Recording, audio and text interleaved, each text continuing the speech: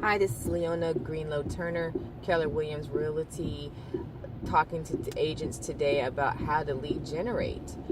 What's interesting about lead generation is without lead generation, you have no business. I always make a joke that if you are in escrow, you're basically out of work again, right? Now you're just doing inspections, all the little necessary things that you have to get done while you're in escrow. But after you're in escrow, you're just basically meeting inspectors or having someone else meet them. And what are you doing, right? So every morning, at least what the Keller Williams philosophy is, every morning to lead generate or make some time, whatever is the best fit for you. Mornings are good for me. I've done afternoons and had a lot of success, maybe from 4 to 6, definitely from 9 to 11. But spend that time at least every day. Get an accountability partner to hold you to that schedule, right? Mark the schedule in your calendar. So I'm a big proponent of time blocking, and if you could see my calendar, I have it color-coded for lead generation, money-making activities, which are appointments, which are prospecting. Then I have time for things that are just me doing it, like my coaching, being with my coach, any household things I have to do, the family type of things that I have to do. And then there's other things that I can delegate, right? So that's a different color. Maybe I can have an open house, but I can have an agent or one of my mentees lead an open house. So what can you figure out that in your schedule, and where can you time block? So my suggestion would be to time block your lead generation. That's the first thing, right? Because that's what makes you money. The second thing, and I'll talk about that in the next podcast, is knowing your scripts, right? You can't lead generate if you don't know what to say. And this is specifically to new agents, and I'm training a lot of new agents. The biggest thing, know your scripts. I don't care what script you use. You can use Keller Williams scripts, you can use Buffini scripts, you can use Mike Ferry scripts. I don't care what scripts you use, but stay consistent and memorize, right? Don't sound like you're reading it from a paper. Don't sound like you don't know what you're doing. Don't sound like you're confused, scared, timid, whatever. Come through with confidence, right? Because if you want to buy something and you're dealing with an asset, depending on what part of the country you're in, you could be dealing with an asset that's between $100,000 to $3 million. I wouldn't trust $100,000 or $3 million to an agent that came to my door that didn't sound confident or even called me on the phone. Yes, I need to sell. Yes, I'm an expired. Yes, I'm a for sale by owner. But if I don't trust you and I don't feel comfortable with you, I'm not giving you my business.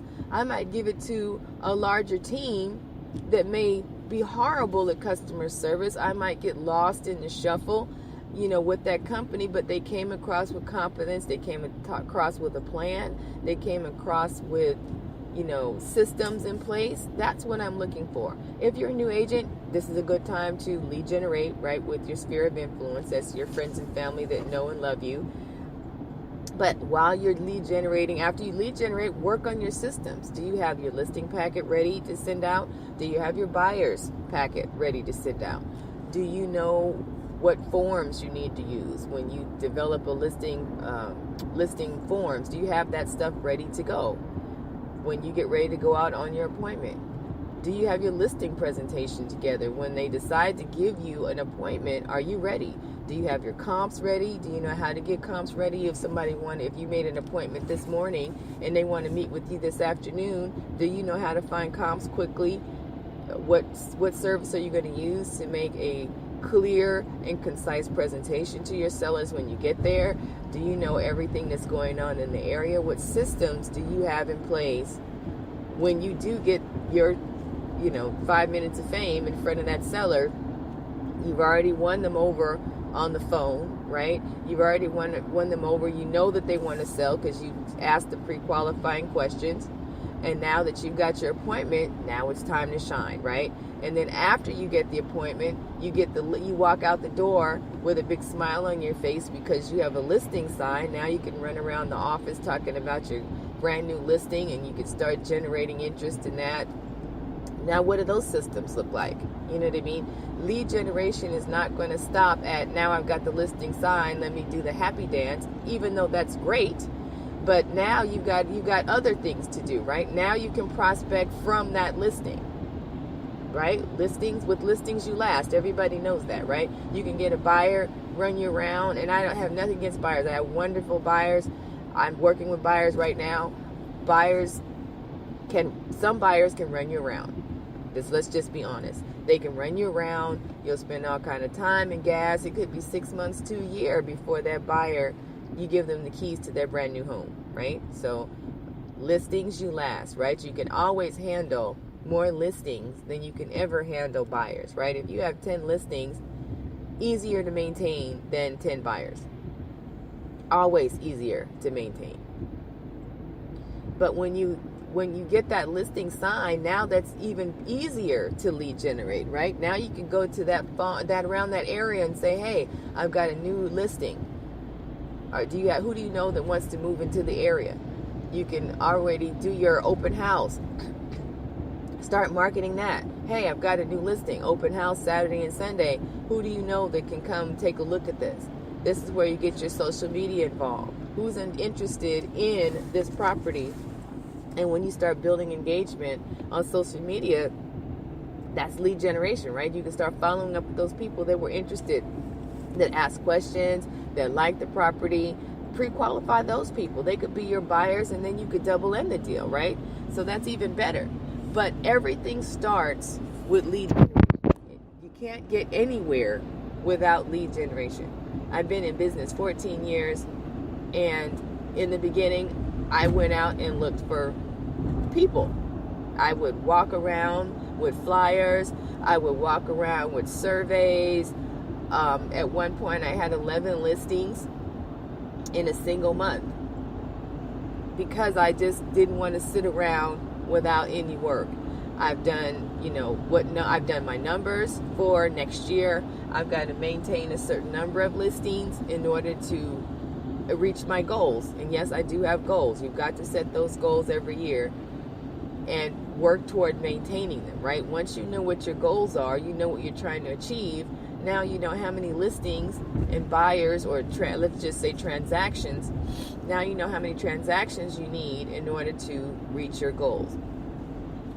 So if you have any questions on lead generation, you can always respond to this podcast. Yes, this is my very first podcast. I would love for you to leave feedback. Let me know what you think.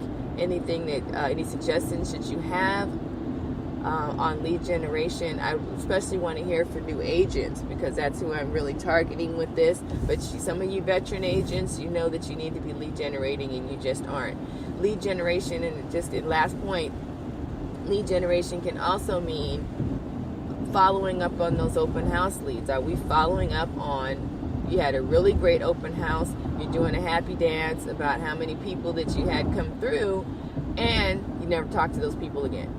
Somebody in that group wants a property, right? They may have came up and said, oh, I have an agent. Okay, fine. When they have an agent, you could say, okay, I know that you were interested. Offers are due on so-and-so a day. Can you let your agent know that if you're still interested, that we have offers due on so-and-so a day, right?